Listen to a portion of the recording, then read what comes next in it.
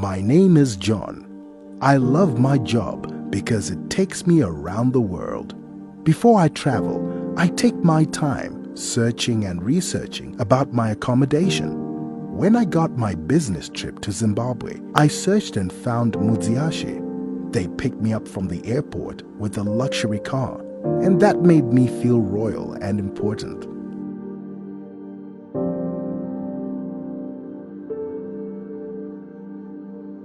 I loved the warm welcome. As I walked into the room, I said to myself, this is the home of pleasure and relaxation.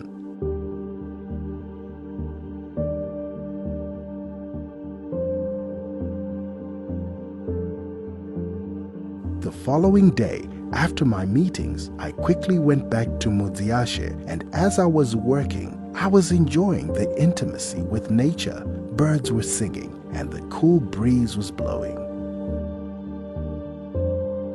I enjoyed the delicious food made by highly trained professional chefs. I then discovered that this place is also a business center, wedding venue, camping area, and a lot more. Simply put, Mudziyashe is excellent. You should visit it too.